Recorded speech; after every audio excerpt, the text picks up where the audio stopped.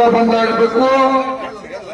ಈ ಕಡೆ ನಮ್ಮ ಬೆಳಗಾವಿ ಭಾಗ ಕೂಡ ಏನು 3-4 ಬ್ರಾಂಚ್ಗಳಿದಾವು. ಸಂಪೂರ್ಣ ಕಾಮಗಾರಿಯನ್ನ ಅಲ್ಲಿರ್ತಕ್ಕಂಥ ರೈತರು ಇವ್ರೇನಾರ ಮಿತಿ ಮೀರಿ ಕಾಂಟ್ರಾಕ್ಟರ್ ಪ್ರಾರಂಭ ಮಾಡಿರ್ತಕ್ಕಂಥದ್ದಾದ್ರ ದಯವಿಟ್ಟು ರೈತ ಸಂಘ ಸಂಪರ್ಕ ಮಾಡ್ರಿ. ಅದನ್ನು ಕೂಡ ತಕ್ಷಣ ಬಂದ್ ಮಾಡ್ರಿ. ಸಂಬಂಧಪಟ್ಟಿರ್ತಕ್ಕಂಥ ಏನು ಬೆಳಗಾವಿ, ಬಾಗಲಕೋಟೆ ಇರ್ಬೋದು, ರಾಯಚೂರು ಇರ್ಬೋದು, ಎಲ್ಲ ಕೂಡ ಈ ರಾಷ್ಟ್ರೀಯ ಹೆದ್ದಾರಿ ಏನ್ ಮಾಡ್ತಾ ಇದ್ದಾರೆ ಎಲ್ಲರಿಗೂ ರಸ್ತೆ ತೊಂದರೆ ಆಗ್ತಾ ಇದೆ, ಪರಿಹಾರ ತೊಂದರೆ ಆಗ್ತಾ ಇದೆ. ದಯವಿಟ್ಟು ಎಲ್ಲಾ ರೈತ ಬಂಧುಗಳು ಎಚ್ಚೆತ್ತ ನಾವು ಬೆಳಗಾವಿ ಜಿಲ್ಲೆ ಒಳಗೆ ಈಗಾಗಲೇ ಸಂಪೂರ್ಣ ಬಂದ್ ಮಾಡಿದೀವಿ.